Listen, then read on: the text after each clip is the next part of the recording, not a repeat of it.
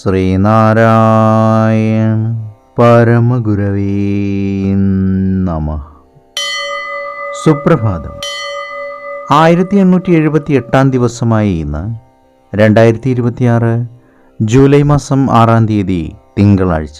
1201 ആണ്ട് മിഥുനമാസം 22 തീയതി. ഗുരുവചനങ്ങളിലൂടെ എല്ലാവർക്കും ഹിതവും സത്യമായതും സമഭാവനയോടുകൂടിയതാണ് വാക്കെങ്കിൽ അത് ശുദ്ധമായ വാക്കായിരിക്കും. ശ്രീനാരായണ ഗുരുദേവൻ. ശ്രീ നടരാജ ഗുരു എഴുതിയ ഗുരുവരങ്ങൾ എന്ന പുസ്തകത്തിൽ ലക്ഷ്യവും മാർഗവും എന്ന ദ്വൈതം എന്ന് വിവരിക്കുന്നതിൻ്റെ 44 ഭാഗമാണ് ഇന്ന് അവതരിപ്പിക്കുന്നത്.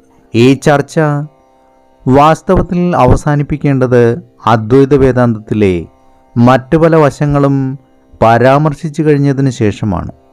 എന്നാൽ അവയെല്ലാം ഗഹനമായ സൂക്ഷ്മതത്വങ്ങൾ അന്തർഭവിച്ചിട്ടുള്ളവയാകയാൽ വിശദമായ ചർച്ച ആവശ്യമാണ്. അതൊന്നും ചുരുക്കി പറഞ്ഞ് തീർക്കാവുന്നതല്ല. ചിന്താപദ്ധതിപരവും പ്രമാണശാസ്ത്രപരവുമായി പ്രാധാന്യമുള്ള ഒരു അംശം മാത്രം പ്രാസംഗികമായി ഇവിടെയെടുത്ത് ചർച്ച ചെയ്തു എന്ന് മാത്രം. ഇപ്പറഞ്ഞതുകൊണ്ട് അർത്ഥമാകുന്നതൊക്കെ നിർവിശേഷം എന്ന ഒരൊറ്റ വാക്കിൽ ഒതുങ്ങും. വേദാന്തത്തിൽ ഉന്നത ചിന്തയുടെ ഭാഗമാണ് ലളിത ജീവിതം. വിരാഗതയുടെയും ത്യാഗത്തിൻ്റെയും സ്പർശമാണ് വേദാന്തിയുടെ ജീവിതത്തിലുള്ളത്. സുഖഭോഗതയുടെ ആകർഷണീയതയിൽ മയങ്ങിപ്പോകുന്നതല്ല വേദാന്തിയുടെ ജീവിതം. അക്കാരണത്താൽ തന്നെ ചടങ്ങുകളുടെ ആഡംബരതയും വേദാന്തിക്ക് വർജ്യമാണ്. എന്നാൽ തന്നോട് തന്നെ നിഷ്ഠൂരത കാണിക്കുന്ന ആത്മപീഡനവും വേദാന്തിയുടെ രീതിയല്ല.